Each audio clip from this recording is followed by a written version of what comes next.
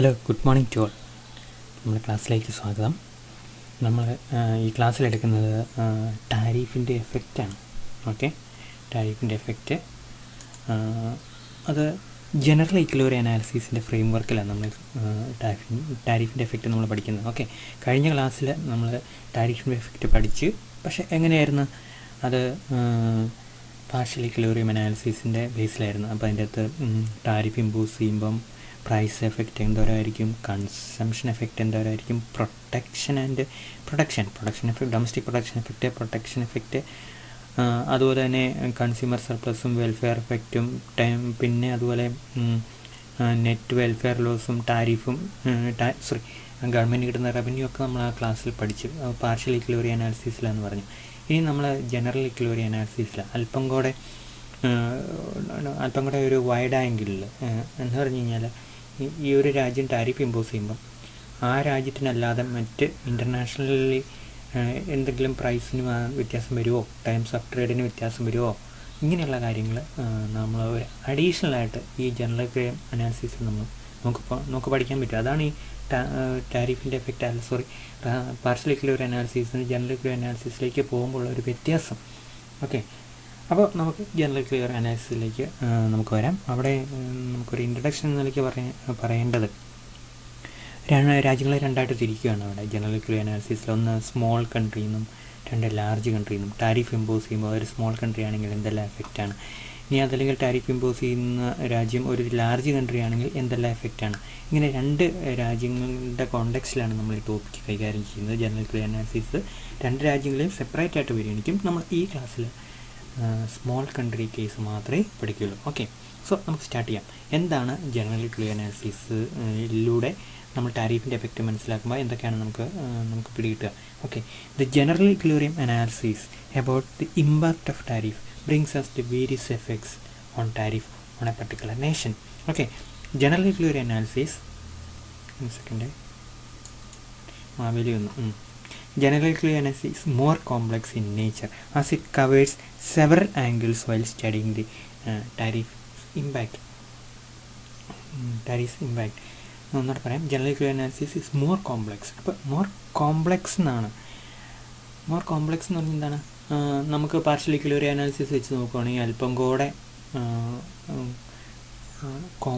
നമുക്ക് മനസ്സിലാക്കാൻ അല്പം കൂടെ വ്യത്യാസമായിട്ടുള്ള ഒന്നാണ്, അല്ലെങ്കിൽ അതിൻ്റെ വർക്കിംഗ് അല്പം കൂടെ കോംപ്ലക്സ് ആണ്.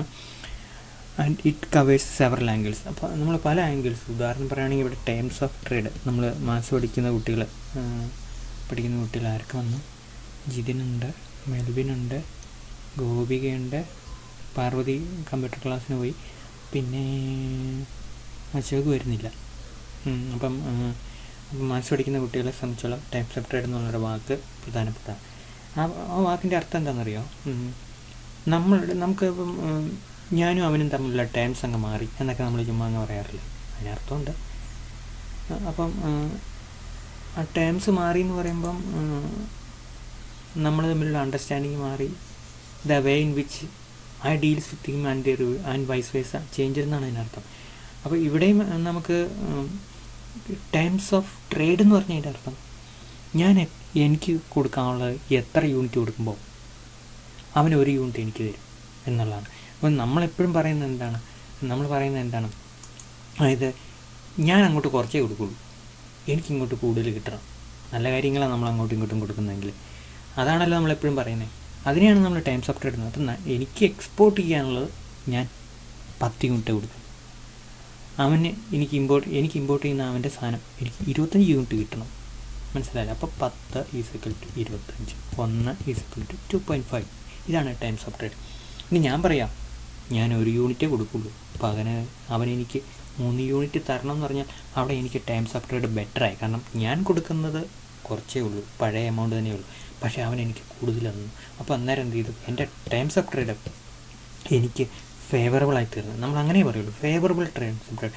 നേരെ തിരിച്ച് ഞാൻ അവന് 1 യൂണിറ്റ് കൊടുക്കുമ്പോൾ അവനെനിക്ക് 2 യൂണിറ്റ് ഇനി തരുന്നെങ്കിൽ എനിക്ക് ടൈംസ് ഓഫ് ട്രേഡ് അൺഫേവറബിളായി തീർന്നു. മനസ്സിലായല്ലോ? ഇതാണ് ടൈംസ് ഓഫ് ട്രേഡ് എന്നുള്ള കോൺസെപ്റ്റും അത് മനസ്സിലാക്കേണ്ട രീതി. ടൈംസ് ഓഫ് ട്രേഡ് നമുക്ക് പല രീതിയിൽ ടൈംസ് ഓഫ് ട്രേഡ് പറയാം. നമുക്ക് നമ്മൾ എക്സ്പോർട്ട് ചെയ്യുന്ന സാധനങ്ങളുടെ വിലയിലും പറയാം. അപ്പോൾ എക്സ്പോർട്ട് ചെയ്യുന്ന സാധനങ്ങളുടെ വില എനിക്ക് കൂടുതൽ കിട്ടണം, അതുപോലെ തന്നെ എനിക്ക് ഇമ്പോർട്ട് ചെയ്യുന്ന സാധനങ്ങൾക്ക് എനിക്ക് കുറച്ച് പൈസ കൊടുക്കാൻ പറ്റുള്ളൂ.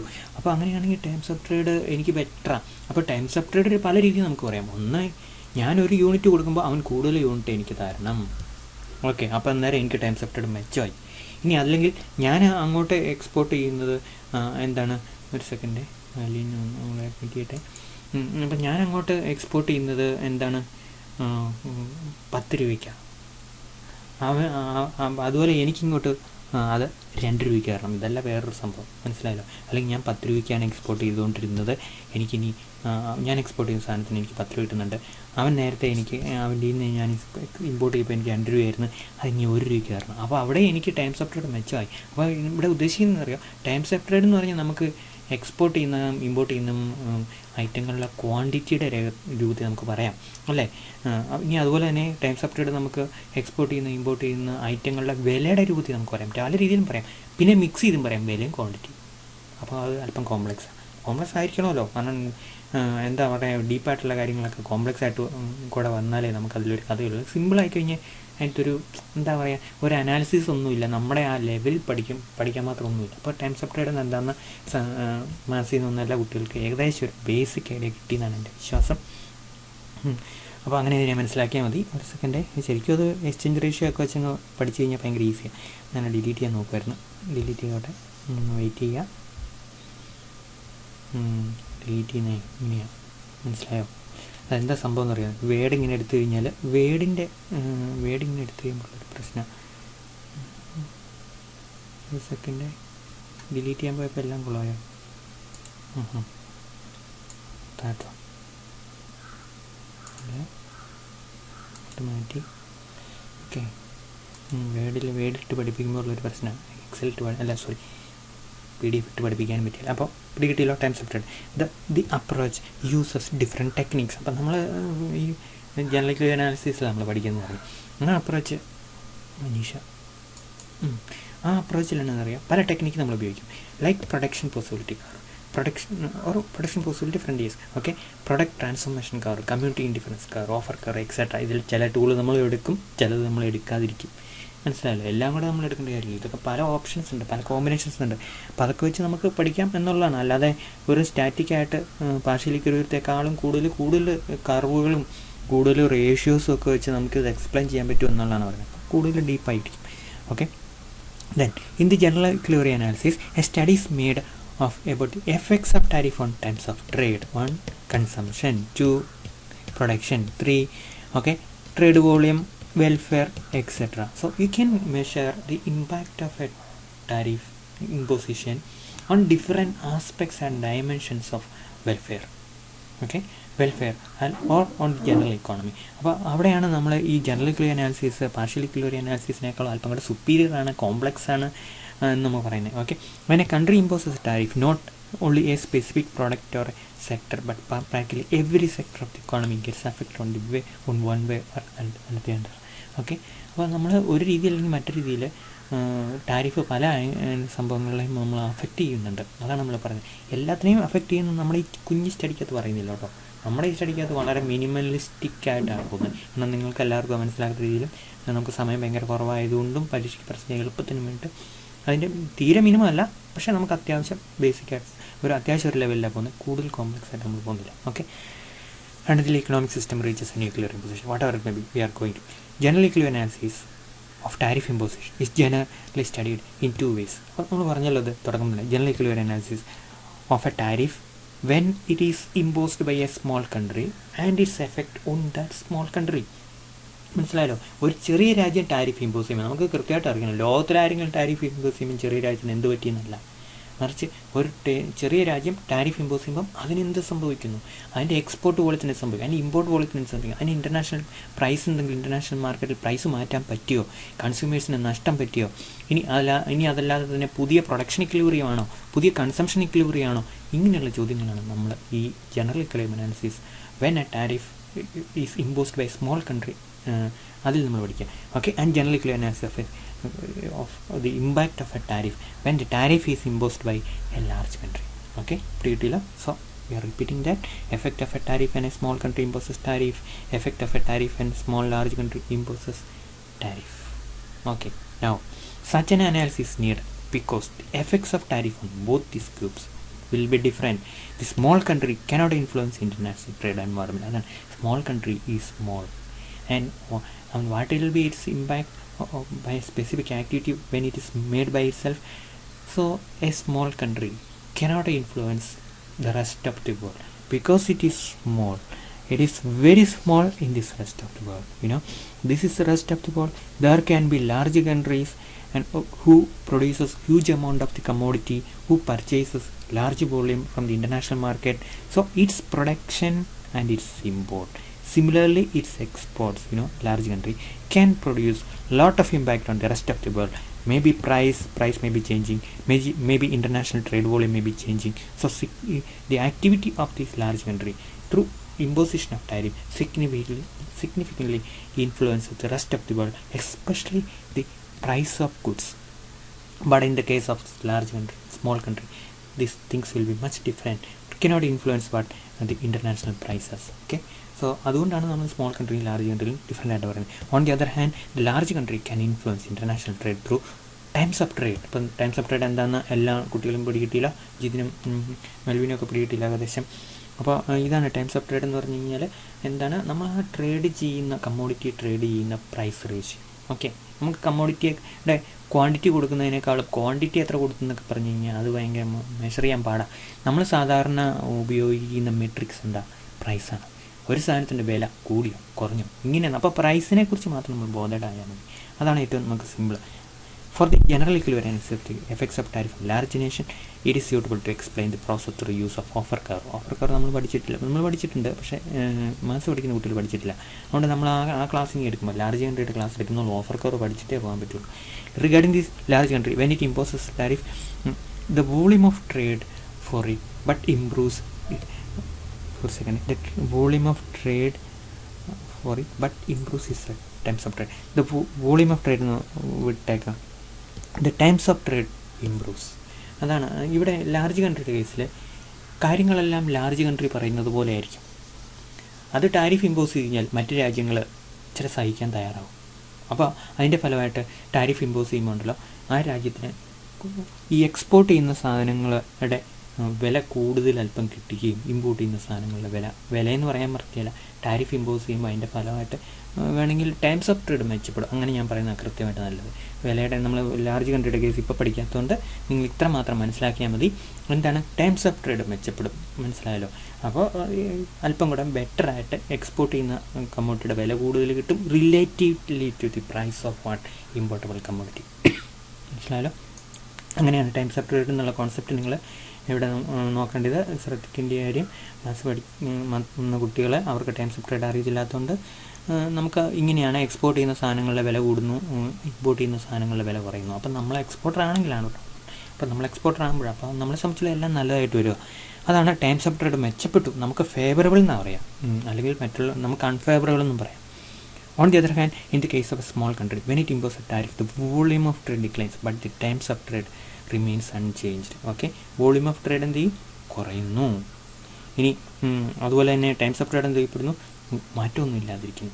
As a result small countries welfare decline. അപ്പം നമുക്ക് എക്സ്പോർട്ട് ചെയ്യുന്ന സാധനങ്ങളുടെ എന്താണ് കൊടുക്കേണ്ട എമൗണ്ട് റിലേറ്റീവ് ടു ഇമ്പോർട്ട് ചെയ്യുന്ന സാധനങ്ങളുടെ എമൗണ്ട് അതിലൊരു മാറ്റവും ഇല്ല.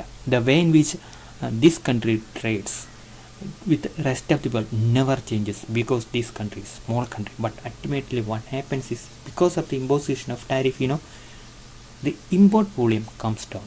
ശരിയല്ലേ, നമ്മൾ ടാക്സ് ഏർപ്പെടുത്തി കഴിഞ്ഞാൽ ഇമ്പോർട്ട് ചെയ്യുന്ന സാധനത്തിൻ്റെ മേളിൽ ടാക്സ് ഏർപ്പെടുത്തി കഴിഞ്ഞാൽ ആ സാധനം ഇമ്പോർട്ട് ചെയ്യുന്നതിൻ്റെ വോളിയം കുറയല്ലേ, കാരണം അത് മേടിക്കാൻ ഇവിടെ ആൾക്കാർ കുറയും. ശരിയാണല്ലോ. അപ്പോൾ അതുകൊണ്ട് ട്രേഡ് വോളിയം കുറയും. അതിൻ്റെ ഫലമായിട്ട് ആ രാജ്യത്തിന് എന്ത് സംഭവിക്കും, വെൽഫെയർ കുറയും. ഇതാണ് നമുക്ക് ഈ അനാലിസിസ് ഡീറ്റെയിൽഡായിട്ട് നടത്തുന്നതിന് മുമ്പേ തന്നെ നമ്മുടെ മനസ്സിൽ നമുക്ക് കൊണ്ടുവരാവുന്ന ഒരു കാര്യം. ഓക്കെ, കിട്ടിയില്ലോ. പിന്നെ കിൻഡിൽ ബർഗറുടെ ഒരു കൊട്ടേഷൻ അവിടെ കൊടുത്തിട്ടുണ്ട്. അത് നമ്മൾ ഒരു കൊട്ടേഷൻ ഇരിക്കട്ടെ എന്ന് വിചാരിച്ചിട്ടുന്നുള്ളൂ, നിങ്ങൾ തന്നെ വായിച്ചാൽ മതി.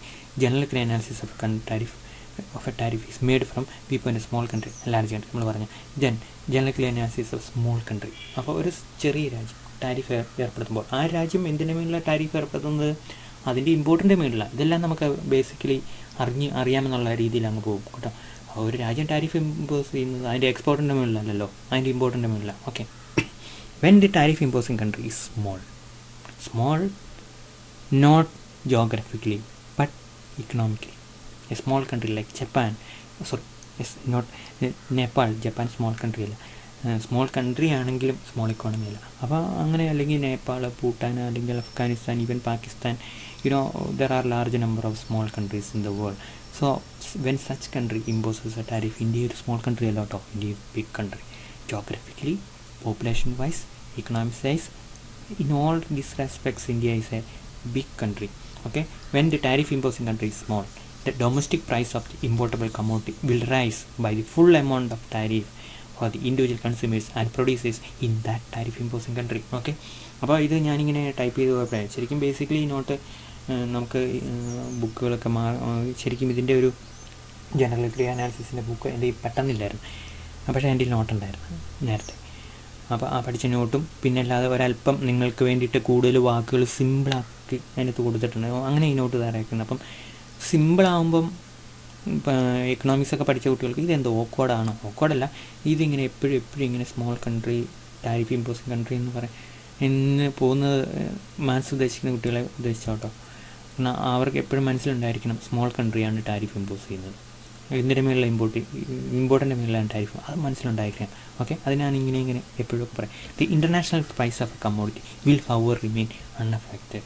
മനസ്സിലായല്ലോ?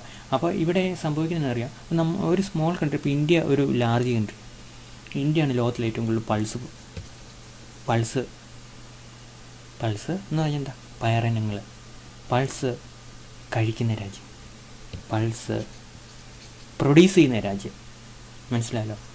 പൾസ് ഇമ്പോർട്ട് ചെയ്യുന്ന രാജ്യം, ഏറ്റവും കൂടുതൽ പൾസ് പ്രൊഡ്യൂസ് ചെയ്യുന്ന രാജ്യം ഇന്ത്യ, ഏറ്റവും കൂടുതൽ പൾസ് കഴിക്കുന്ന രാജ്യം ഇന്ത്യ, ഏറ്റവും കൂടുതൽ പൾസസ് എന്ന് പറയുന്നത് പൾസസ് ഇമ്പോർട്ട് ചെയ്യുന്ന രാജ്യം ഇന്ത്യ. ഇത് ഭയങ്കര കോമഡി അല്ലേ? ഏറ്റവും കൂടുതൽ ഉൽപ്പാദിപ്പിക്കുന്ന രാജ്യം, ഏറ്റവും കൂടുതൽ ഇമ്പോർട്ടും ചെയ്യുന്നു. അപ്പോൾ ലോകത്തിൽ മറ്റു രാജ്യങ്ങൾ പൾസ് ഉൽപ്പാദിപ്പിക്കുന്ന ആരെ ഉദ്ദേശിച്ചായിരിക്കും? ഇന്ത്യ ഉദ്ദേശിക്കും, ഇന്ത്യ മേടിക്കും എന്നുദ്ദേശിച്ചായിരിക്കും. അപ്പോൾ ഇന്ത്യയിൽ പൾസിന് ഭയങ്കര സബ്സിഡി കൊടുത്തു, പൾസസിന് ഭയങ്കര സബ്സിഡി കൊടുത്തു. അപ്പോൾ ഇന്ത്യ പ്രൊഡക്ഷൻ കൂടി ഇപ്പം ആവശ്യത്തിന് മിച്ചം പൾസസ് ഇവിടെയായി. അപ്പം മറ്റ് രാജ്യങ്ങൾ ഇന്ത്യ എന്ത് ചെയ്തു? പൾസസ് ഇമ്പോർട്ട് ചെയ്യുന്നത് കുറച്ചു. മനസ്സിലായല്ലോ? അപ്പം ഇൻ്റർനാഷണൽ മാർക്കറ്റിൽ പൾസസിൻ്റെ വില കുറഞ്ഞു, ഇന്ത്യ ഇമ്പോർട്ട് കുറഞ്ഞപ്പം. അപ്പോൾ ഇമ്പോർട്ട് എങ്ങനെ ഇന്ത്യ കുറച്ചത്? ഇനി ആരും കൊണ്ടുവരണ്ടെന്നാണോ പറയുന്നത്? അല്ല, എങ്ങനെയാണ്? ഒരു 100% ടാരിഫ് ഏർപ്പെടുത്തി. നേരത്തെ 20% ഉള്ളായിരുന്നു, അത് എത്രയാക്കി? 100%. ടാരിഫ് ഏർപ്പെടുത്തിയപ്പം ഇന്ത്യയിൽ ഇമ്പോർട്ട് കുറഞ്ഞു. ശരിയല്ല? അപ്പോൾ ലോകത്തിൽ എന്ത് സംഭവിച്ചാണ്?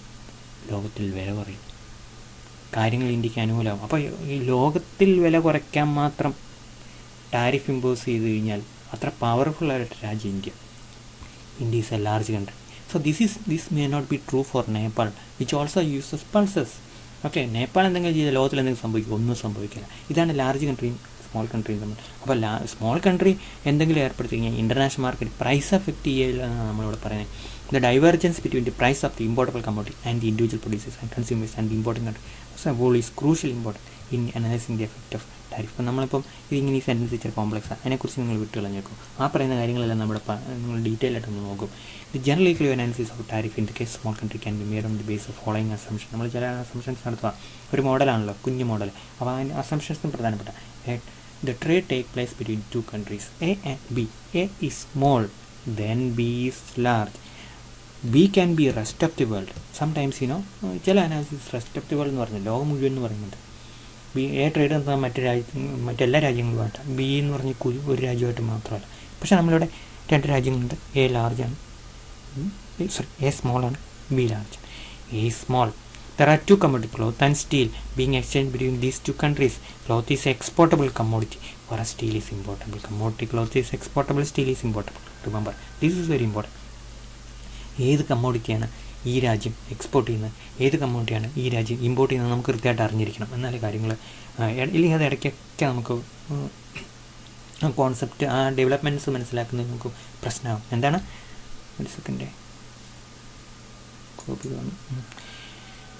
അപ്പം ക്ലോത്ത് എന്താണ്? Exportable commodity. സ്റ്റീൽ എന്താണ്? Importable commodity. The imposition of tariff by a upon importable commodity steel raises the import price of steel for domestic producers and consumers up to the full amount of tariff. 10 രൂപ ആയിരുന്നു. സ്റ്റീലിൻ്റെ വില ഭയങ്കര കൂടുതലല്ലേ. 1 kilo കമ്പിക്ക് 100 രൂപയാണ്, 100 രൂപ അടുത്താണ് ആൾക്കാർ പറയുന്നുണ്ട്. വീടൊക്കെ പണിയാണ്. അപ്പോൾ ഞാൻ ഇന്നലെ കോളേജിൽ പോയപ്പോഴേ, നിങ്ങളാരും വന്നില്ല, ആരെങ്കിലും ഇല്ല, വന്നില്ല. അപ്പോൾ പോയപ്പം നമ്മുടെ അവിടെ കിഫ്ബിയുടെ ബിൽഡിങ് പണി നടന്നുകൊണ്ടിരിക്കുക. അപ്പോൾ കിഫ്ബിയുടെ ബിൽഡിങ് പണി നടക്കുന്നതിനിടയ്ക്ക് ഏറ്റവും അവസാനം 4 മണിയായപ്പം കുഞ്ഞു കുഞ്ഞു കമ്പി കഷ്ണമൊക്കെ മിച്ചം വരികയല്ലേ, നമ്മളിങ്ങനെ കെട്ടിടത്തിൻ്റെ ഇങ്ങനെ കമ്പി ഇങ്ങനെ ചുറ്റി കഴിഞ്ഞ് ആ കുഞ്ഞു കുഞ്ഞ് കമ്പി വാരിയെടുക്കാൻ തന്നെ ഒരു ബംഗാളി എല്ലാം നടക്കുക. 1 കിലോ കമ്പിക്ക് 100 രൂപ. അപ്പോൾ ആ കുഞ്ഞു കമ്പിയൊക്കെ ആരെങ്കിലും പെറുക്കി വിറ്റാൽ തന്നെ കാശ് എന്തായാലും കിട്ടും അല്ലേ. ഒരു 80 രൂപ വെച്ച് കിട്ടും ഒരു 10 കിലോ കമ്പി ഇട്ട് കഴിഞ്ഞാൽ. അപ്പോൾ അതുകൊണ്ട് ആ കമ്പി എങ്ങനെ രാത്രി നാട്ടുകാരെടുത്തുകൊണ്ട് പോകാം. അത് കുഞ്ഞു കുഞ്ഞു കമ്പിയൊക്കെ പെറുക്കിക്കൊണ്ട് പോവുക. അപ്പോൾ അതാണ് സ്റ്റീലിൻ്റെ പ്രത്യേകത. സ്റ്റീലിൻ്റെ വില ഭയങ്കരമായിട്ട് കൂടുക. സ്റ്റീല് അതുപോലെ എന്നാ നാച്ചുറൽ റിസോഴ്സ്, കോള് കണ്ടില്ല പാകിസ്ഥാനിൽ കോള് കിട്ടാത്തതിന് പേരിൽ ഇലക്ട്രിസിറ്റി പ്രോജക്റ്റൊക്കെ പൊട്ടിപ്പോവുക. ഇന്ത്യ കോള് പ്രൊഡ്യൂസ് ചെയ്യുന്ന ഏറ്റവും വലിയ 5ാമത്തെ രാജ്യം കേട്ടോ. ഇന്ത്യയുടെ കോൾ പ്രൊഡക്ഷൻ 750 മില്യൺ ടണ്ണ്. അയ്യോ 7500 എഴുതിയതല്ലേ, 70 അതൊന്ന് വായിച്ചേക്കാം. 750 മില്യൺ ടൺസ്. ചുമ്മാ നിങ്ങളൊന്ന് അറിഞ്ഞിരിക്കേണ്ട ഒരു കാര്യമാണ്. നമ്മളെ ചോദിക്കുന്ന പരീക്ഷയ്ക്ക് net exam 750 million tons calls produce ചെയ്യുന്ന ഒരു രാജ്യമാണ് ഇന്ത്യ. 750 എന്നാണ് എൻ്റെ വിശ്വാസം കേട്ടോ. അത്ര പഴയ ഡാറ്റയൊന്നും അല്ല. ഇന്ത്യ ഒരു 220 270 മില്യൺ ടൺസിന് കോൾ ഇമ്പോർട്ട് ചെയ്യും. ഇതെവിടെ നിന്ന് ഇമ്പോർട്ട് ചെയ്യുന്നത് അറിയാമോ? ഓസ്ട്രേലിയയിൽ നിന്ന് ഒക്കെയാണ്. അപ്പം ഈ ഇന്ത്യയിലെ കോളിന് ചൂട് കുറവാണ്. എനിക്കൊന്ന് ബിറ്റുമിനസ് കോളോ അങ്ങനെ എന്താണെന്ന് തോന്നുന്നു. ആന്ത്രസൈറ്റ് കോളെന്ന് വേറെയുണ്ട്, ചൂട് കൂടുതൽ. അപ്പോൾ ചൂട് കൂടുതലുള്ളതാണ് എവിടെ വേണ്ടത്, ഇരുമ്പൊക്കെ ഉരുക്കാൻ വേണ്ടത്. അപ്പോൾ അങ്ങനെയുള്ള കോൾ ഇന്ത്യ ഇമ്പോർട്ട് ചെയ്യുക. ആ കോളിന് വില കൂടുതലാണ്. അതുകൊണ്ട് എന്ത് സംഭവിക്കുന്നു? കോൾ ബേസ്ഡ് പവർ പ്രോജക്റ്റ് ഇന്ത്യയിൽ 66% ഇലക്ട്രിസിറ്റിയും പ്രൊഡ്യൂസിന് പല കോൾ ബേസ്ഡ് ഇലക്ട്രിസിറ്റി പ്രോജക്റ്റുകളും പൂട്ടിപ്പോവുക. എന്തെല്ലാം പ്രശ്നങ്ങളാണ് ലോകത്തിൽ നടക്കുന്നത്. നമ്മൾ വിചാരിച്ചാണ് നമ്മുടെ ഇലക്ട്രിസിറ്റി ഒന്നും അത്ര ചീപ്പായിട്ട് കിട്ടുന്നതല്ല, വെറുതെ ഫാനിടരുത്. ഓക്കെ, അപ്പോൾ ഇവിടെ സ്റ്റീലിനെ കുറിച്ച് നമ്മൾ പറയും. സ്റ്റീൽ ഇവർ ഇമ്പോർട്ട് ചെയ്യുക. ഇപ്പോൾ രാജ്യം സ്മോളാണ്, നേപ്പാളെന്ന് വിചാരിക്കുക, സ്റ്റീൽ ഇമ്പോർട്ട് ചെയ്യുക. അവിടെ ക്ലോത്ത് കുഴപ്പമൊന്നുമില്ല, ഇഷ്ടംപോലെ മനുഷ്യരുണ്ട്, ക്ലോത്ത് പ്രൊഡ്യൂസ് ചെയ്യും, എക്സ്പോർട്ട് ചെയ്യും. Okay, then world price of steel remains unaffected. ഒന്നും സംഭവിക്കുന്നില്ല. സ്റ്റീലിന് മേളിൽ ഇവർ ടാരിഫ് ഏർപ്പെടുത്തും. നേപ്പാൾ സ്റ്റീലിൻ്റെ മേളിൽ ടാരിഫ് ഏർപ്പെടുത്തുന്നത് സ്റ്റീലിൻ്റെ വില കൂടുമോ അല്ലെങ്കിൽ കുറയോ ഇല്ല, ഒന്നും സംഭവിക്കില്ല. കാരണം Nepal is so small country. The revenues collected by the government through tariff. Revenue ഒക്കെ ആരിലേക്ക് വന്നു? ഗവൺമെൻറ്റിലേക്ക് വന്നു. അതൊന്നും പ്രത്യേകിച്ച് പറയേണ്ട കാര്യമില്ല. The production and consumption of tariff small country can be analysed through the following figure. ഒരു ഡയഗ്രാം. ഇത് ഞാൻ അഡാപ്റ്റ് ചെയ്തെടുത്തു കേട്ടോ, വേറെ നോട്ടിൽ നിന്ന് എടുത്തതാണ്. ഞാൻ വരയ്ക്കാൻ എനിക്ക് സമയം കിട്ടിയില്ല. വരയ്ക്കാൻ സമയം കിട്ടില്ല. അടുത്ത പ്രാവശ്യം കുട്ടികൾക്ക് തന്നെ വരച്ച് കൊടുക്കാം. അതുകൊണ്ട് ഇത് ക്ലിയർ അല്ല, എന്നാലും ഞാൻ ക്ലിയർ ആക്കി പറയാം. P1 P0 എന്നായിരിക്കും. P1 P0 എന്നായിരിക്കും അല്ലേ? ആണോ? എവിടെയെങ്കിലും കാണും. P0 എന്നാണ്. യെസ്, ഒരു സെക്കൻഡ്, ഇതാണ് P0. Yes, correct. അപ്പോൾ നമ്മൾ ഈ ഡയഗ്രത്തിലൂടെയാണ് എന്ത് പറയുന്നത്, general analysis impact of a tariff imposed by small country എന്നുള്ള ആ ഒരു ഇല്ലസ്ട്രേഷൻ പറയാം. നമ്മൾ കഴിഞ്ഞ ക്ലാസ്സിൽ കണ്ടല്ലോ എത്രമാത്രം പ്രധാനപ്പെട്ടതാണ് ഓരോ ഡയഗ്രത്തിൽ കൂടെ നമുക്ക് ഒരു മോഡൽ മുഴുവൻ പറയാൻ പറ്റും. ഇവിടെയും അങ്ങനെ തന്നെയാണ് സംഭവിക്കുന്നത്. ഓക്കെ, അപ്പോൾ ഇവിടെ P0 എന്ന് പറഞ്ഞാൽ കണ്ടോ, ഇതൊരു P0, ഇതൊരു ആ P0യുടെ അറ്റം ഇതാണ്. അപ്പോൾ ഇതൊരു ലൈനാണല്ലോ. ഈ ലൈൻ ഇൻ്റർനാഷണൽ എക്സ്ചേഞ്ച് ലൈനാണ്. That means the price at which, the times of trade at which cloth and steel are traded. That is called international exchange line. Okay, pretty. And this is for the understanding sake of the mathematics students. So such lines are important to express the price ratio between what? Exports and imports. അപ്പോൾ ഈ line ഒരു നമുക്ക് ഇട്ടുകൂടാ, മാറി line എന്താണ്? P0. അതുപോലെ വേറെ ലൈനുകളൊക്കെ വരും. ഉണ്ടോ? P1 വേറൊരെണ്ണം കൂടെ ഉണ്ട് കേട്ടോ. ഇവിടെ ഇങ്ങോട്ട് പോവുക. അവനെ അങ്ങ് പൊക്കാൻ പറ്റും. അപ്പം നിങ്ങൾക്ക് കാണാൻ പറ്റുമോ? ഇല്ലേ? ഇങ്ങോട്ട് എക്സ്പാൻഡ് ചെയ്യാം. ഓക്കെ, അപ്പോൾ അതുപോലെ വേറൊരെണ്ണം കൂടെ ഉണ്ട്. P1 ഇവിടം വരെ വരുന്നുള്ളൂ. ശരിക്കും ഇതിന് പാരലായിട്ട് വരേണ്ടതാണ്. ഈ വരച്ചേക്കുന്നത് തെറ്റായിട്ടാണ്, അതുകൊണ്ട് പറ്റിപ്പോയത്. പാരലായിട്ട് ഞാൻ വരയ്ക്കുമ്പോൾ ഞാൻ വരച്ച് കഴിഞ്ഞാൽ നിങ്ങൾ പരീക്ഷയ്ക്ക് ഇങ്ങനെ വരയ്ക്കണം കേട്ടോ. അങ്ങനെ വരയ്ക്കാം. നിങ്ങൾക്കുണ്ട് ആ ലൈൻ കിടക്കുന്നുണ്ടോ? ഇത് പാരലാണ്. ഇതാണ് ഇൻ്റർനാഷണൽ എക്സ്ചേഞ്ച് ലൈൻ ഫസ്റ്റ്. ഇനി അടുത്ത ഒരു ടാരിഫ് ഇമ്പോസ് ചെയ്യുമ്പം ഇങ്ങോട്ട് പോകുന്നതാണ് പറഞ്ഞത്. പക്ഷേ ഇങ്ങോട്ട് പോകുന്നത് ഇങ്ങനെയല്ല വരേണ്ടത്. ഇത് പാരലല്ല. ഇൻ്റർനാഷണൽ പ്രൈസ് റേഷ്യോയ്ക്ക് ഒന്നും സംഭവിക്കാതിരിക്കണമെങ്കിൽ ഇതിൻ്റെ സ്ലോപ്പ് സെയിം ആയിരിക്കണം മാത്തമാറ്റിക്സ് വരെ കേട്ടോ.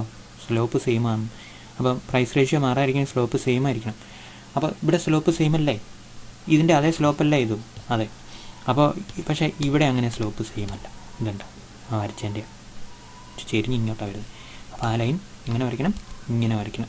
ഇങ്ങനെ വരയ്ക്കുമ്പം ഈ ബി എന്ന് പറയുന്നത് ഇവിടെയൊക്കെ വരുമായിരിക്കും, അവിടെ വരുമായിരിക്കും. അപ്പോൾ നമ്മൾ തൽക്കാലം അവനെ അവിടെ അതുപോലെ നിലനിർത്തുകയാണ്. നിങ്ങൾക്ക് മനസ്സിലാവുന്നതെന്നാണ് എൻ്റെ വിശ്വാസം.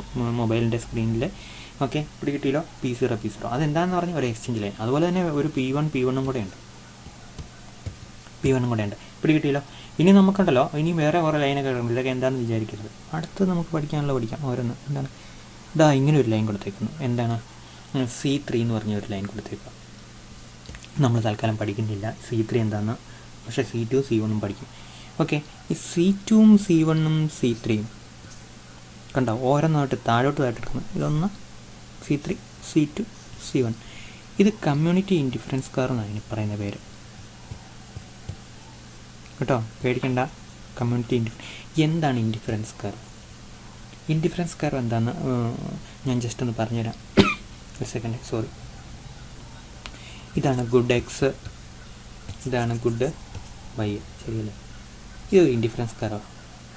ഈ ഇൻഡിഫറൻസ് കർവ് കാണിക്കുന്നത് ഇത്രയും എക്സും ഇത്രയും വൈയും ഈ പോയിന്റിൽ ഈ ആൾ ഉപയോഗിച്ചു എന്നുള്ളതാണ്. ഏതെങ്കിലും ആളായിക്കോട്ടെ, ഇൻഡിവിജ്വലായി ഉപയോഗിച്ച് ബാക്ക് 100 യൂണിറ്റ് സാറ്റിസ്ഫാക്ഷൻ കിട്ടി. ഇതാണ് ഇൻഡിഫറൻസ് കർവ് പറയുന്നത് കേട്ടോ. ഇത്രേ ഉള്ളൂ. മാത്സുകാർ മാത്രം ശ്രദ്ധിച്ചാൽ മതി, എക്കണോമിക്സുകാർക്ക് നന്നായിട്ടറിയാം.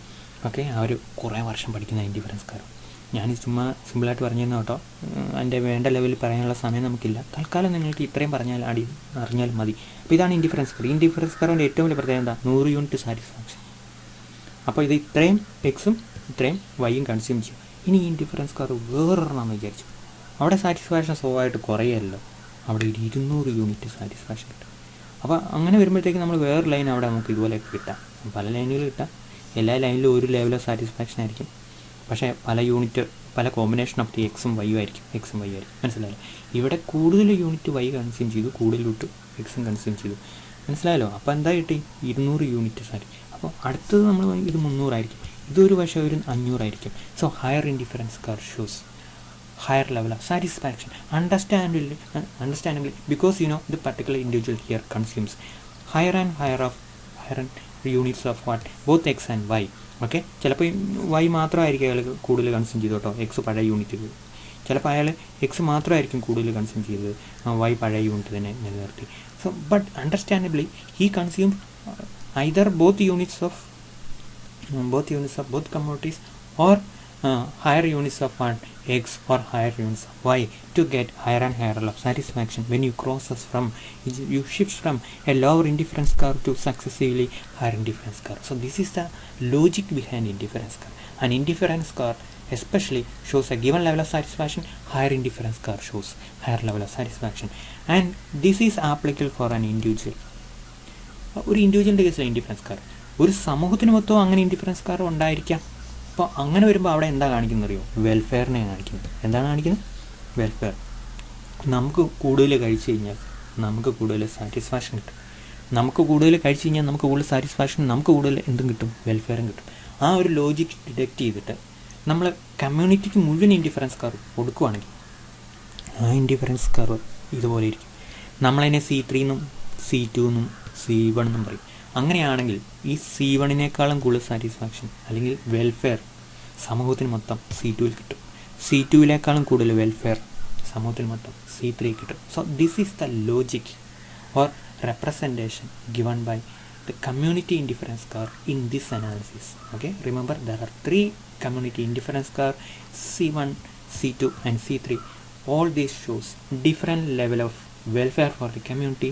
Understandably a higher community indifference curve shows higher level of welfare for the society. Okay, പിടികിട്ടിയല്ലോ? അപ്പോൾ നമുക്ക് രണ്ടാമത്തെ സെറ്റ് കർവിനെ കുറിച്ച് നമ്മൾ പഠിച്ചു. ഇത് മാത്സുകാർക്ക് വേണ്ടി പറയുന്ന കേട്ടോ, ഇക്കണോമിക്സുകാർക്ക് അറിയാം. സെക്കൻഡ് ഡിലീറ്റ് ചെയ്യാൻ നോക്കട്ടെ. ഡിലീറ്റ് ചെയ്യാൻ പാടാം. ഇനിയിപ്പോൾ ഡിലീറ്റ് ചെയ്യാനാണ് പാട്. ഞാൻ അല്ലാതെ ഡിലീറ്റ് ചെയ്യാൻ നോക്കട്ടെ. ഇങ്ങനെ ഡിലീറ്റ് ചെയ്യാം.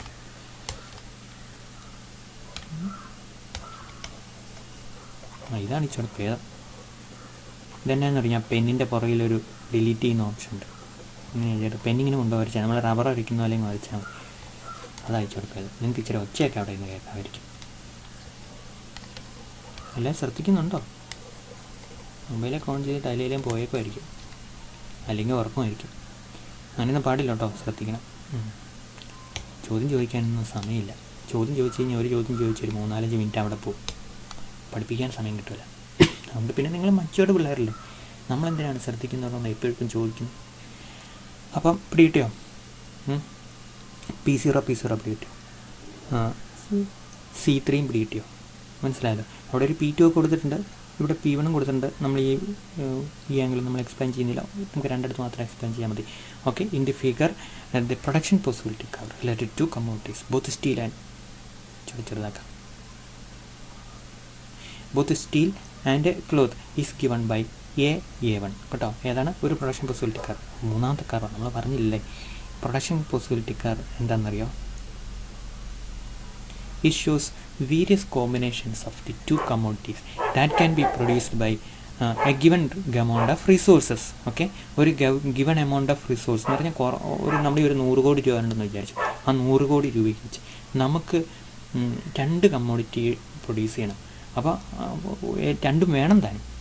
അപ്പോൾ പല കോമ്പിനേഷൻ നമുക്ക് പ്രൊഡ്യൂസ് ചെയ്യാൻ വേണമെങ്കിൽ നമുക്ക് 10 കോടി രൂപ അവിടെ കൊടുക്കാം, 90 കോടി രൂപയ്ക്ക് ഈ XY പ്രൊഡ്യൂസ് ചെയ്യാം, അല്ലെങ്കിൽ 25 വെക്കാം, 25 വെക്കാം, 50 വെക്കാം. So when you are allocating your given resource for the production of these two commodities, you know how much quantities of this can be produced. That is shown by the production possibility curve. You know, when you are having 100 crores rupees, you know, when you are producing only one commodity, that is steel. This is the amount of steel you can produce, or a amount of steel. But how much is the unit of cloth you can produce? It is 0, because this is the production point, you know. And when you are allocating full amount of your resources for the production of cloth, remember, we can produce OA amount of what? OA amount of cloth, and without producing even a single unit of what? Steel. Okay, and here production happens at A1. And these are two extreme cases when you are allocating the entire resources for the production of one commodity or the other commodity. Between those two extreme situations, you can have other points which shows, you know, different combinations of what? Steel and cloth, which can be produced by the given resource 100 crores. Okay, this area shows that, you know, different combinations of steel and cloth, okay, which can be produced by a given amount of resource 100 crores. പിടികിട്ടില്ല. അപ്പോൾ ഇതിനെയാണ് നമ്മൾ production possibility car എന്ന് പറയുന്നത്. സിമ്പിളായിട്ടുള്ള ഒരു diagram, അല്ലാതെ നമുക്ക് അതിൻ്റെ ഒരു കോംപ്ലക്സ് ആയിട്ടുള്ള ഒരു സംഭവം അതിൻ്റെ ഇല്ല. അല്ലാതെ നമുക്ക് അത് അതിൻ്റെ സ്ലോപ്പ് അങ്ങനെയൊന്നും നിങ്ങൾ തൽക്കാലം ഇപ്പോൾ അന്വേഷിച്ച് പോകേണ്ട കാര്യമില്ല. മനസ്സിലാക്കുക, ലോജിക്കലി ഇതാണ് പ്രൊഡക്ഷൻ പോസിബിലിറ്റി ഫ്രണ്ടിയർ എന്നുള്ള കാര്യം. പിടികിട്ടില്ല. അപ്പോൾ 3 സെറ്റ് ഓഫ് ലൈൻ നമ്മൾ പിടികിട്ടി. ഇതിൻ്റെ അകത്ത് നമ്മൾക്കുണ്ട് ഒന്ന് international exchange ratio P0, P1, അവിടെ ഒരു P2 കൂടെ ഉണ്ട്, സോറി. പിന്നെ അതുപോലെ കമ്മ്യൂണിറ്റി ഇൻഡിഫറൻസ് കർവ്. പിന്നെ എന്താണ്, നമുക്കല്ലാതെ ഒരു production possibility curve which shows different combinations of the two goods, steel and cloth, which can be produced by given amount of resources. Okay, അപ്പോൾ നമ്മൾ ആ ഡയഗ്രത്തിലുള്ള എല്ലാ സംഭവങ്ങളും നമുക്ക് പിടികിട്ടി. ശ്രദ്ധിക്കുക, ക്ലോത്ത് നമ്മുടെ എക്സ്പോർട്ട് ചെയ്യുന്ന ഐറ്റമാണ്, നമ്മുടെ ക്ലോത്ത്. സ്റ്റീൽ നമ്മൾ ഇമ്പോർട്ട് ചെയ്യുന്ന ഐറ്റമാണ്. മനസ്സിലായല്ലോ. അപ്പം നമ്മൾ സ്വാഭാവികമായിട്ട് എവിടെ ആദ്യമേ പ്രൊഡ്യൂസ് ചെയ്യുന്നത്? പോയിൻ്റ് ഇയിലായിരിക്കും. പോയിൻ്റ് ഇയുടെ പ്രത്യേകത എന്താ? ഇത്രയും ക്ലോത്ത് പ്രൊഡ്യൂസ് ചെയ്യും. കാരണം നമ്മൾ എക്സ്പോർട്ട് ചെയ്യുന്ന സാധനം നമുക്ക് ഉപയോഗിക്കാനും മിച്ചമുള്ളത് എക്സ്പോർട്ട് ചെയ്യാനോ. അപ്പം നമ്മൾ സ്വാഭാവികമായിട്ട് അതിൽ കൂടുതൽ സ്പെഷ്യലൈസ് ചെയ്യും. നമ്മളെന്താ ഇത്രയും സ്റ്റീലേ പ്രൊഡ്യൂസ് ചെയ്യുള്ളൂ, ഇത്രയും ക്ലോത്ത് പ്രൊഡ്യൂസ് ചെയ്യുകയും ഇത്രയും സ്റ്റീൽ പ്രൊഡ്യൂസ് ചെയ്യുകയും ചെയ്യുന്ന ഒരു രാജ്യമാണ് നമ്മൾ. അപ്പം നമ്മൾ എവിടെയാണ് സ്പെഷ്യലൈസ് ചെയ്യുന്നത്? നമ്മൾ ക്ലോത്തിലാണ് സ്പെഷ്യലൈസ്. അപ്പം നമ്മൾ ക്ലോത്തിൽ സ്പെഷ്യലൈസ് ചെയ്യുകയാണെങ്കിൽ ഈ പ്രൊഡക്ഷൻ പോസിബിലിറ്റി കർവിൽ ഇവിടെ ആയിരിക്കും നമ്മൾ ഓപ്പറേറ്റ് ചെയ്യുന്നത്. ശരിയല്ലേ? ആണോ? അതെ, അവിടെ ആയിരിക്കും നമ്മൾ ഓപ്പറേറ്റ് ചെയ്യുന്നത്. നമ്മൾ ഏതിലാണോ എക്സ്പോർട്ട് ചെയ്യാൻ മിടുക്കര് ആ സൈഡിൽ നമ്മൾ ഇത് കൂടുതലായിട്ട് നമ്മൾ പ്രൊഡ്യൂസ് ചെയ്യും. So understandably the original situation. അപ്പോൾ നമ്മൾ പറയുമ്പോൾ ഒറിജിനൽ സിറ്റുവേഷൻ എന്ന് പറഞ്ഞാൽ ട്രേഡിനില്ലായിരുന്നെങ്കിൽ, ലോകത്തിൽ മറ്റ് രാജ്യങ്ങളില്ലായിരുന്നെങ്കിൽ, നമ്മൾ മാത്രമേ ഉള്ളായിരുന്നെങ്കിൽ നമ്മൾ ഈയിൽ പ്രൊഡ്യൂസ് ചെയ്യായിരുന്നു. ഓക്കെ, നമ്മൾ അതിൽ കൂടുതൽ നമ്മൾ അതിലാണ് നമുക്ക് മറ്റേത് പ്രൊഡ്യൂസ് ചെയ്യാൻ അത്ര ബുദ്ധിമുട്ടുണ്ട്. നമ്മൾ നേരെ എക്സ്പോർട്ട് ചെയ്യുന്നില്ല, ഇമ്പോർട്ട് ചെയ്യുന്നില്ല, നമ്മൾ എന്തുമാത്രം ഈ പ്രൊഡ്യൂസ് ചെയ്യുന്നു അങ്ങനെ വിചാരിക്കാം. Okay, the production possibility from these community indifference curve and international types are use to explain the situation. അപ്പോൾ അത് small country in the given figure the production possibility curve related to commodities cloth and steel and is A1. ഏതാണ്? A1 പിടികിട്ടിയല്ലോ, A1. ഇതാണ് production possibility curve. It shows different combinations of two goods that can be produced by this country by using a given amount of resources like 100 crores. Okay, now in the absence of international trade, the point of consumption and production equilibrium is at point. ഇതാണ് നമ്മുടെ starting. In the absence of international trade, point E അല്ലോട്ടോ, point B ആണ് ഇവിടെ. ഇവിടെ ശ്രദ്ധിക്കുക, ഈ അല്ല, ഈ നമ്മൾ കൂടുതൽ സ്പെഷ്യലൈസ് ചെയ്യുമ്പോഴാണ്. അപ്പോൾ നമ്മൾ ട്രേഡൊന്നും ഇല്ല എന്ന് വിചാരിക്കുക, നമുക്ക് 2 കമ്മോഡിറ്റി ആവശ്യമുണ്ട്. അപ്പം നമ്മൾ എവിടെ പ്രൊഡ്യൂസ് ചെയ്യും? നമ്മൾ പോയിന്റ് ബിയിൽ പ്രൊഡ്യൂസ് ചെയ്യും. Okay, when there is no, ഒരു സെക്കൻഡ്, ഇത് മാർക്ക് ചെയ്യുന്നതിൽ ഒരു സെക്കൻഡ്, മാർക്ക് ഇയിലല്ല, ബി തന്നെയാണ്, സോറി കേട്ടോ, ഈ തന്നെയാണ് അങ്ങനെ വിചാരിക്കും. ഇയിലാണ് നമ്മൾ പറഞ്ഞത്, കറക്റ്റാണ്. ഈ പോയിന്റ് ബിയും എഴുതിയപ്പം അങ്ങ് മാറിപ്പോയത്. Okay, when there is no international trade is the production point, is the consumption point. ഇവിടെ നമ്മൾ മനസ്സിലാക്കേണ്ട കാര്യം എന്നറിയാം, നമ്മൾ ട്രേഡ് നടത്തുന്നില്ല. അപ്പം നമ്മൾ എന്തിനായിരിക്കും നമ്മൾ പ്രൊഡ്യൂസ് ചെയ്യുന്നത്? നമ്മൾ കൺസ്യൂം ചെയ്യാനായിരിക്കും നമ്മൾ പ്രൊഡ്യൂസ് ചെയ്യുന്നത്. അപ്പോൾ നമ്മുടെ പ്രൊഡക്ഷൻ പോയിൻറ്റും കൺസംഷൻ പോയിൻറ്റും സെയിം ആയിരിക്കും. ഓക്കെ, നമ്മുടെ പ്രൊഡക്ഷൻ പോയിൻറ്റും കൺസംഷൻ പോയിൻറ്റും സെയിം ആയിരിക്കും. We produce at E and we consume at E. Okay, then free trade വരുമ്പോഴത്തേക്ക് എന്ത് സംഭവിക്കുന്നത്? In the conditions of free international, P0 is the international exchange ratio and the production equilibrium is at point E itself.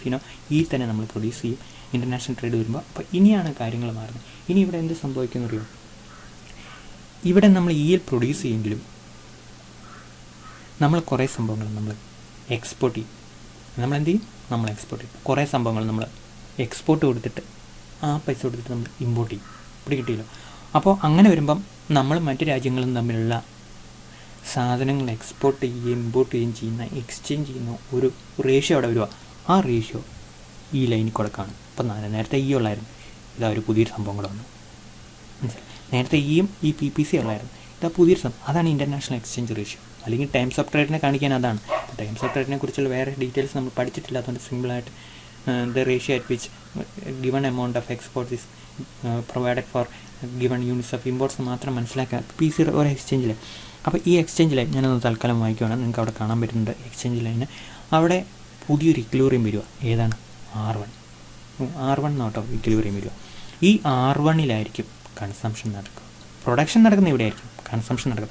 അപ്പം production നടക്കുന്ന ഇവിടെയാണെന്ന് പറഞ്ഞാൽ അതിൻ്റെ അർത്ഥം എന്താ?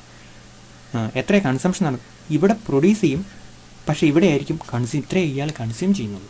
അപ്പോൾ ഈ പോയിൻ്റ് എന്താണ്? ഈ പോയിൻ്റ് ഇത്രയാണ് പറയുന്നത് അല്ലേ? ഇവിടെയാണ്. ഇതുണ്ടോ?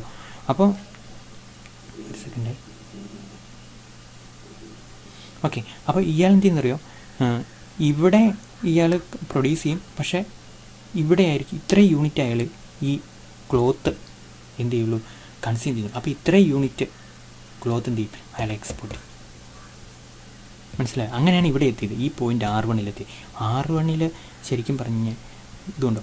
ഇത്രയും യൂണിറ്റ്, ഈ F യൂണിറ്റ് അയാൾ എക്സ്പോർട്ട് ചെയ്തിട്ട് ഈ R1 ഇതെന്താ പോയിൻറ്റിൻ്റെ പേരെന്താ? R1 ഒന്നുകൂടെ മാറ്റി. R1F യൂണിറ്റ് അയാൾ എന്ത് ചെയ്യും? ഇമ്പോർട്ട് ചെയ്യും. R1F യൂണിറ്റ് എന്ത്? സ്റ്റീൽ ഇമ്പോർട്ട് ചെയ്യും. അപ്പോൾ EF എക്സ്പോർട്ട് കൊടുത്തിട്ട് എന്ന് പറഞ്ഞാൽ EF ക്ലോത്ത് കൊടുത്തിട്ട് R1F അയാൾ എന്ത് ചെയ്യും? സ്റ്റീൽ ഇമ്പോർട്ട് ചെയ്യും. മനസ്സിലായല്ലോ? അപ്പോൾ ഇവിടെയാണ് ഇയാൾ പ്രൊഡ്യൂസ് ചെയ്യുന്ന ഇവിടെ, പക്ഷേ അയാൾ കൺസ്യൂം ചെയ്യുന്ന ഇവിടെ. കിട്ടിയില്ല? പ്രൊഡ്യൂസ് ചെയ്യുന്ന അവിടെ, കൺസ്യൂം ചെയ്യുന്ന ഇവിടെ. അപ്പോൾ നമുക്ക് മനസ്സിലാക്കേണ്ട ഒരു പ്രധാനപ്പെട്ട കാര്യം, അയാൾ പ്രൊഡ്യൂസ് ചെയ്യുന്ന ഇയിൽ, അയാൾ കൺസ്യൂം ചെയ്യുന്നത് R1-ൽ. അപ്പോൾ അങ്ങനെ വരുമ്പോഴത്തേക്കും അയാൾ EF കണ്ട് ക്ലോത്ത് എക്സ്പോർട്ട് ചെയ്തിട്ട് R1F കണ്ട് സ്റ്റീൽ ഇമ്പോർട്ട് ചെയ്യും. അപ്പോൾ അങ്ങനെ വരുമ്പോൾ അയാളുടെ ഇക്വിലിബ്രിയം അവിടെ നടക്കും, R1-ൽ നടക്കും. അപ്പോൾ അവിടെ അയാളുടെ അയാളുടെ വെൽഫെയറെ കാണിക്കുന്ന കമ്മ്യൂണിറ്റി ഇൻഡിഫറൻസ് കർവ് C2 ആണ്.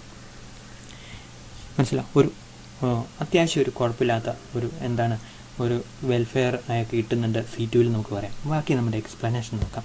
Okay, is the production point. P0 is international exchange ratio. Okay, P0 നമ്മൾ കണ്ടോ? P0 കണ്ടോ? P0. ഓക്കെ, ദെൻ ഒരു സെക്കൻഡ് ഡിലീറ്റ് ചെയ്യട്ടെ. Okay, then R1 is the consumption point and consumers equilibrium. വളരെ പ്രധാനപ്പെട്ട R1 is the consumers equilibrium and consumption point. EF is the cloth export volume. EF എവിടെ കണ്ടോ? ഇത്രയും കണ്ട് cloth ആയാലും എന്ത് ചെയ്യും? എക്സ്പോർട്ട് ചെയ്യും. എന്നിട്ട് പകരം R1F എമൗണ്ട് അയാൾ എന്ത് ചെയ്യും? സ്റ്റീൽ ഇമ്പോർട്ട് ചെയ്യും. കണ്ടോ? Steel import volume. ഓക്കെ, ഇവിടെ കിട്ടിയല്ലോ.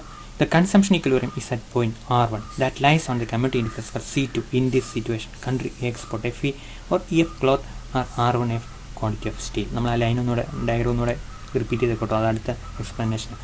അപ്പോൾ ഇതാണ് അതിൻ്റെ സിറ്റുവേഷൻ. ഇവിടെ കിട്ടിയല്ലോ. നമുക്ക് ടാരിഫ് ഇല്ലാതെ ട്രേഡ് നടത്തുമ്പോൾ എന്ത് സംഭവിക്കുന്നതാണ് ഈ പൊസിഷൻ നമുക്ക് കാണിച്ചു തരുന്നത്. നമുക്ക് ഏകദേശം ഒരു ഡീറ്റെയിൽ ആയിട്ട് കാര്യങ്ങൾ ഇവിടെ കിട്ടി. നമ്മൾ പോകുന്നത് എന്താണെന്ന് അറിയാം. ടാരിഫ് ഇമ്പോസ് ചെയ്യുമ്പോൾ എന്ത് സംഭവിക്കുന്ന small country. If tariff is imposed but the world prices of the commodity remains is same, imposition of tariff by small country. The international exchange ratio line P1B is parallel to the original international exchange ratio line P0. ഇവിടെ നമ്മൾ കാണുന്ന തന്നെ ഇവിടെയാണ്, ഇത് ആണ് P0 ആണ് ആദ്യത്തെ exchange ratio. അയാൾ ടാരിഫ് ഏർപ്പെടുത്തുമ്പോൾ എന്ത് സംഭവിക്കുന്നു അറിയോ? ഇമ്പോർട്ട് ചെയ്യുന്ന സാധനങ്ങളുടെ പ്രൈസ് കൂടും. ഓക്കെ, പക്ഷേ international terms of trade same തന്നെയായിരിക്കും. അപ്പോൾ അങ്ങനെ വരുമ്പോൾ വോളിയം കുറയും. ഇമ്പോർട്ട് ചെയ്യുന്ന സാധനങ്ങളുടെ വോളിയം കുറയും. അത് കാണിക്കാൻ വേണ്ടി നമ്മൾ ഈ ഇൻ്റർനാഷണൽ പ്രൈസ് ലൈൻ ഉണ്ടല്ലോ, P0യിൽ നിന്ന് താഴോട്ട് ഷിഫ്റ്റ് ചെയ്യണം. P1B എന്ന് പറഞ്ഞ ലൈനിലേക്ക് നമുക്ക് വരും. P1 എന്നോ ഒക്കെ നമുക്ക് പറയാം. തൽക്കാലം P1B എന്ന് നമുക്ക് പറയാം. ഓക്കെ, അപ്പോൾ അവിടെ വരുമ്പോൾ എന്താ സംഭവിക്കുന്നത് അറിയാം? ഇത് ഈ സ്ലോപ്പ് തന്നെയാണ് ഇതിൻ്റെ സ്ലോപ്പ് എന്ന് കാണിക്കാൻ വേണ്ടിയിട്ട്. ഒരു സെക്കൻഡ്, കറണ്ട് പോയാൽ ഓൺ ചെയ്യട്ടെ.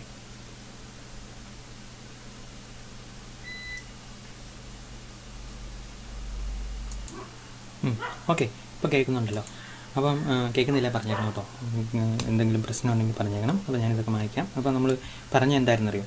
ഇതാണ് പുതിയൊരു എക്സ്ചേഞ്ച് റേഷ്യോ വന്നു, പുതിയ ടൈംസ് ഓഫ് ട്രേഡ് ലൈൻ. പക്ഷേ it should be parallel to what we can say the original one P0 and the new equilibrium point should happen here. It is recorded here. അപ്പോൾ നമുക്ക് അവിടെ ആ B എന്ന് പറഞ്ഞ പുതിയൊരു പോയിന്റ് വന്നു. എന്താണെന്ന് നമുക്ക് നോക്കാം. പുതിയ സംഭവങ്ങളിലെ പോയിന്റുകളൊക്കെ ഏതാണെന്ന് നമുക്ക് നോക്കാം. New production equilibrium shift B where country A produces large quantity of steel domestically. Okay, അപ്പോൾ അല്പം കൂടെ സ്റ്റീൽ ഇയാൾ പ്രൊഡ്യൂസ് ചെയ്യുന്നുള്ളതാണ്. This is the production or protective effect of tariff. The consumption equilibrium shift from R1 to R2. മനസ്സിലായാലും ഇവിടെയാണ് നമുക്ക് ഈ country എന്താണെന്ന് അറിയാം, പുതിയതായിട്ടൊരു പ്രൊഡക്ഷൻ ലൊക്കേഷൻ വരും. അപ്പോൾ പഴയതിനേക്കാളും കൂടുതൽ അയാൾ സ്റ്റീൽ പ്രൊഡ്യൂസ് ചെയ്യും കേട്ടോ, കൂടുതൽ സ്റ്റീൽ പ്രൊഡ്യൂസ് ചെയ്യും. ഇത്രയും കണ്ട് സ്റ്റീൽ അയാൾ കൂടുതൽ പ്രൊഡ്യൂസ് ചെയ്യും. പുതിയ പ്രൊഡക്ഷൻ ലൊക്കേഷൻ വന്ന് പോയിന്റ് B ശ്രദ്ധിക്കുക. പോയിന്റ് B ഒരു ഭയങ്കര നോട്ടബിൾ ഡിഫറൻസ് അവിടെ കൊണ്ടുവരാൻ പാടാണ്. കാരണം നമ്മൾ ഡയഗ്രം ചെറുതാണല്ലോ, അങ്ങനെയൊക്കെ വെച്ചിട്ടാണ് ഡയഗ്രത്തിൻ്റെ പ്രശ്നം കൊണ്ടാണ്. അപ്പോൾ പുതിയ പ്രൊഡക്ഷൻ ലൊക്കേഷൻ B വന്നു, പുതിയ കൺസംഷൻ ഇക്വിലിബ്രിയം വന്നു R2. അപ്പോൾ നമ്മുടെ നേരത്തെ ഏതായിരുന്നു? R1. അതിന് മുമ്പുള്ളതായിരുന്നു E ആയിരുന്നു. ഇയിൽ പ്രൊഡക്ഷനും കൺസംഷൻ നടക്കും. When there was not trade നടക്കുമ്പോഴത്തേക്കും R1ലേക്ക് വന്നു. പക്ഷേ ടാരിഫ് ഏർപ്പെടുത്തിയപ്പം എന്ത് സംഭവിച്ചു? സ്റ്റീലിൻ്റെ ഇമ്പോർട്ട് കുറഞ്ഞു. എത്രമാത്രം കുറഞ്ഞു? ഇത്രയും കണ്ട് കുറഞ്ഞു. ശരിയല്ലേ? ഇത്രയും കണ്ട് കുറഞ്ഞു. അപ്പോൾ ഇത്രയും അയാൾ സ്റ്റീലിൻ്റെ ഇമ്പോർട്ട് കുറച്ച്.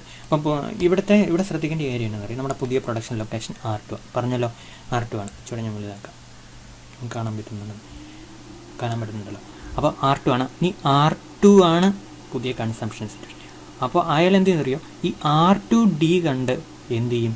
അയാൾ സ്റ്റീൽ ഇമ്പോർട്ട് ചെയ്യും. പഴയത് ഭയങ്കരമായിട്ടുണ്ടായിരുന്നു, പക്ഷേ എന്താണ് R1F ഉണ്ടായിരുന്നു. ഇപ്പം അത്രയില്ല. R2D കണ്ട് അയാൾ എന്ത് ചെയ്യും? സ്റ്റീൽ ഇമ്പോർട്ട് ചെയ്യും. D2B അത്രയും എന്ത് ചെയ്യും? അയാൾ ക്ലോത്ത് എക്സ്പോർട്ട് ചെയ്യും. കാരണം പുതിയ പോയിന്റ് B ആണ്. അപ്പോൾ BD അതാണ് സെക്കൻഡ്. ഓക്കെ, അതാണ് അയാളുടെ എത്രമാത്രം ക്ലോത്ത് എക്സ്പോർട്ട് ചെയ്യുന്നുള്ള നമുക്ക് കാണാൻ പറ്റുന്നത്. R2D കണ്ട് അയാൾ എന്ത് ചെയ്യും? സ്റ്റീൽ ഇമ്പോർട്ട് ചെയ്യും. പുതിയ പ്രൊഡക്ഷൻ ലൊക്കേഷൻ B ആയിരിക്കും. പുതിയ കൺസംഷൻ ഇക്വിലിബ്രിയം R2 ആയിരിക്കും. R2ലെ ഒരു പ്രത്യേകത എന്താണെന്ന് അറിയാം, നമുക്ക് മനസ്സിലായി. എന്താണ് അവിടെ പുതിയൊരു കമ്മ്യൂണിറ്റി ഇൻഡിഫറൻസ് കർവ് വരിക. എന്താണ്? C1. This community indifference curve C1 is lower than the old community indifference curve when there were what we can say free trade, which is C2. So the community's indifference curve given low, the consumer surplus becomes low, okay, and low, and the welfare has came down. അപ്പോൾ നമുക്ക് മനസ്സിലാക്കാവുന്ന ഒരു പ്രധാനപ്പെട്ട point, as a result of the imposition of tariff by the small country what happens is ultimately it reduces the welfare of people. Okay, അപ്പോൾ അതുകൊണ്ട് C2-ൽ നിന്ന് C1-ലേക്ക് എന്ത് സംഭവിച്ചു? കൺസ്യൂമേഴ്സിൻ്റെ അല്ലെങ്കിൽ അതിൻ്റെ സിറ്റിസൺസിൻ്റെ വെൽഫെയർ കുറഞ്ഞു. ഇതാണ് ടാരിഫ് ഇമ്പോസ് ചെയ്ത് കഴിഞ്ഞാൽ കൺട്രി സിക്ക് സംഭവിക്കുന്ന കാര്യങ്ങൾ. സിക്ക് എന്തൊക്കെ കാര്യങ്ങൾ സംഭവിച്ചു? അതിൻ്റെ എക്സ്പോർട്ട് കുറഞ്ഞു അല്ലേ, പ്രൊഡക്ഷൻ തന്നെ ലൊക്കേഷൻ മാറി, എക്സ്പോർട്ട് കുറഞ്ഞു, ഇമ്പോർട്ട് കുറഞ്ഞു, ട്രേഡ് വോളിയം കുറഞ്ഞു, ശരിയല്ലേ? ട്രേഡ് വോളിയം കുറഞ്ഞു, ടാരിഫ് കിട്ടി കാണും, പ്രൈസ് വ്യത്യാസം വന്ന് കാണും, ഡൊമസ്റ്റിക് പ്രൊഡക്ഷൻ കൂടുതൽ വന്ന് കാണും, കൂടുതൽ വന്നിട്ടുണ്ട്, സ്വാഭാവികമായിട്ട് വന്നിട്ടുണ്ട്. എന്ത് വന്നിട്ടുണ്ട്? കൂടുതലായിട്ട് അയാൾ എന്ത് പ്രൊഡ്യൂസ് ചെയ്തിട്ടുണ്ട്? അയാൾ പഴയതിൽ നിന്ന് വ്യത്യാസമായിട്ട് ഇതാണല്ലോ, ഇത്രയും കണ്ട് സ്റ്റീൽ കൂടുതലായിട്ട് പ്രൊഡ്യൂസ് ചെയ്തിട്ടുണ്ട്, ഡൊമസ്റ്റിക് പ്രൊഡ്യൂസേഴ്സ് കൂടുതലായിട്ട് സ്റ്റീൽ പ്രൊഡ്യൂസ് ചെയ്തിട്ടുണ്ട്. പക്ഷേ ultimately the welfare of the country came down. That is indicated by lower community indifference curve. Okay, here C1 compared to C2. So these are the effects of tariff when it is made by a small country. It cannot change the international terms of trade line. It's international exchange line. It lies P1B, which is supposed to be parallel to P0. Even though in this diagram it is not parallel, it should be parallel when you are drawing a diagram. So parallel diagram will have same slope. Same slope means same price ratio. Okay, internationally, okay, internationally there is same price ratio. The small country cannot influence international prices of these two commodities when it is imposing a tariff on the import commodity. Okay, so that is the effect of tariff when it is imposed by a small country. Because see in the diagram ഒക്കെ നിങ്ങൾ just ഒന്ന് അതിൻ്റെ എല്ലാ കാര്യങ്ങളും ഞാൻ പോയിൻ്റായിട്ട് അവിടെ എഴുതിയിട്ടുണ്ട്. Second അങ്ങനെ കുറച്ച് ഓക്കെ, പിടിയിട്ടുള്ള എല്ലാ കാര്യങ്ങളും ഡീറ്റെയിൽ ആയിട്ട് നമ്മൾ പറഞ്ഞിട്ടുണ്ട്. R2D വോളിയം ഓഫ് സ്റ്റീൽ ഇമ്പോർട്ടാണ്, R2D BD എന്ന് പറഞ്ഞ വോളിയം ഓഫ് ക്ലോത്ത് എക്സ്പോർട്ടാണ്, C1 ലോവർ കമ്മ്യൂണിറ്റി ഇൻഡിഫറൻസ് കാർവാണ്, കൺസംഷൻ ഇക്വിലിബ്രിയം R2 ആണ്, B ആണ് production equilibrium, P1B new international exchange ratio ലൈനാണ്, പഴയത് P0 ആയിരുന്നു. ഇനി നമ്മളത് സമ്മറൈസ് ചെയ്യുക, എന്തൊക്കെ സംഭവിക്കുന്നു? With imposition of tariff by small nation, prices of the world market remains unchanged. That is very important. So when you are differentiating between small country and large country, this is what is unique for a small country. You cannot influence the international price line by imposing a tariff on the importable commodity. The country cannot influence international exchange ratio. This is because new international exchange ratio is parallel to the old one, because both line shows the same slope or same exchange ratio or the international price ratio. Domestic price of the importable commodity will rise by the full amount of the tariff for individual producers or consumers in small nation, but this is not shown diagrammatically. You have to just mention that domestic price ratio of importable commodity will rise because there is a tariff. Domestic production of the importable commodity rises while domestic consumption of import falls in the small nation. Okay, അപ്പോൾ അതെല്ലാം ആ ഡയഗ്രത്തിൽ ഇങ്ങനെയാണ്. ഈ B മനസ്സിലായാലും R1 R2. അപ്പം consumption of the importable commodity അല്പം കുറഞ്ഞു പോയി. Okay, the welfare of the small nation declines as consumption falls. Welfare കുറഞ്ഞു. അത് വളരെ പ്രധാനപ്പെട്ട ഒരു കാര്യമാണ്. നമ്മൾ നാലാമതായിട്ട് പറഞ്ഞെങ്കിലും അതാണ് പ്രധാനപ്പെട്ട അഞ്ചെണ്ണം. The real income of the nation scarce factors increases. ഇത് നമുക്ക് അത്ര പ്രധാനപ്പെട്ടതല്ല. അത് നമ്മൾ പറയണമെങ്കിൽ കൂടിയ ഡയഗ്രാമൊക്കെ ഉപയോഗിക്കണം. അതൊന്നും നമ്മളിവിടെ പറഞ്ഞിട്ടില്ല, ഡയഗ്രത്തിൽ കാണിക്കാത്ത കാര്യം നമ്മൾ ജസ്റ്റ് പറഞ്ഞെന്നേ ഉള്ളൂ. കാരണം കോംപ്ലക്സ് ആയിട്ടുള്ള ഡയഗ്രാം ഉപയോഗിക്കായിരുന്നു. അത് ഉപയോഗിച്ച് കഴിഞ്ഞാൽ നിങ്ങൾക്ക് മനസ്സിലാക്കാതെ നമുക്ക് എക്സ്പ്ലെയിൻ ചെയ്യാൻ ബുദ്ധിമുട്ടായിരിക്കും. അതുകൊണ്ട് കോംപ്ലക്സ് ആയിട്ടുള്ള ഡയഗ്രാം ഇവിടെ നമ്മൾ ഉപയോഗിച്ചിട്ടില്ല. അത് ഉപയോഗിച്ചെങ്കിൽ നമുക്ക് ഇങ്ങനെ ഒരു ഡിഡക്ഷൻ കിട്ടും. പക്ഷേ അത് ആ ഡിഡക്ഷൻ നമുക്കിവിടെ പറയാതിരിക്കാൻ പറ്റില്ല. അതുകൊണ്ട് നിങ്ങൾ പഠിക്കുമ്പോൾ അല്പം കൂടെ നമ്മൾ ഓഫ്ലൈൻ ക്ലാസ് ആയിരുന്നെങ്കിൽ നമുക്ക് അല്പം കൂടെ നല്ല ഡയഗ്രം ഉപയോഗിച്ച് നേരിട്ട് പഠിപ്പിച്ച് തരാനും നമുക്ക് സിമ്പിളായിട്ടുള്ള ഒരു മെത്തേഡാണ് ഉപയോഗിച്ചിരിക്കുന്നത്. പക്ഷേ still this conclusion is also very important. The real income of the nation's scarce resources increases with the imposition of tariff because of the greater use of demand for factors that initially used in the production of importable commodities. Tarff theory ഉണ്ട്. നമ്മൾ import ചെയ്യുന്ന സാധനം നമ്മൾ ഡൊമസ്റ്റിക്കായിട്ട് produce ചെയ്യുമ്പം ആ സാധനം ഉണ്ടാക്കാൻ വേണ്ടി നമ്മൾ ഉപയോഗിക്കുന്ന ഫാക്ടറുണ്ട്. ആ ഫാക്ടറിൻ്റെ ഡിമാൻഡ് കൂടും, അതിൻ്റെ പ്രൈസ് കൂടും എന്നാണ് അവിടെ പറയുന്നത്. മനസ്സിലായല്ലോ? അത് ഇക്കണോമിക്സ് പഠിച്ചവർക്കറിയാം. Tarff theorem. അതുപയോഗിച്ച് ഇമ്പോർട്ട് ചെയ്യുന്ന സാധനം നമ്മൾ പറയുകയാണെങ്കിൽ ഇമ്പോർട്ട് ചെയ്യുന്ന സാധനം പ്രൊഡ്യൂസ് ചെയ്യാൻ വേണ്ടിയിട്ട് ഇമ്പോർട്ട് ചെയ്യുന്ന സാധനം നമ്മൾ കൂടുതലായിട്ട് ഇപ്പോൾ പ്രൊഡ്യൂസ് ചെയ്യാണല്ലോ ഇമ്പോർട്ട് ചെയ്യാതെ. അത് പ്രൊഡ്യൂസ് ചെയ്യാൻ വേണ്ടി നമ്മൾ ഉപയോഗിക്കുന്ന ഫാക്ടർ ലേബർ ആണെങ്കിൽ ലേബറിൻ്റെ വില കൂടും, ലേബറിൻ്റെ പ്രൈസ് കൂടും, വേജ് റേറ്റ് കൂടും. അങ്ങനെ ലേബറിന് കൂടുതൽ എമൗണ്ട് റിട്ടേൺ കിട്ടും എന്നൊക്കെയാണ് ഈ Tarff തിയറം പറയുന്നത്. So thus the imposition of tariff by this small country on its imports has caused a reduction in its welfare. So that is the most important reduction. The shift in the consumption point from R1 to R2 indicate the consumption effect of a tariff. After tariff, country exports BD quantity cloth and R2D quantity of steel, it imports, hence the volume of trade, both exports and imports have declined. This is also very important. Trade volume decline. This reduction in trade volume has reduced the general welfare of consumers, and this is visible from the shift towards new lower commodity indifference curve. Okay, ഇത്രയേ ഉള്ളൂ. അപ്പോൾ നമ്മൾ പഠിച്ചു എന്താണ് impact of a tariff when it is imposed by a small nation on itself. Okay, അപ്പോൾ അത്രയും കൊണ്ട് ഈ ക്ലാസ് തീർന്നു. അടുത്ത ക്ലാസ്സിൽ നമുക്ക് ലാർജ് കൺട്രിയുടെ കേസ് സ്റ്റഡി പഠിക്കാം. ഓക്കെ, ഒരു സെക്കൻഡ് സ്റ്റോപ്പ് ചെയ്തോട്ടെ.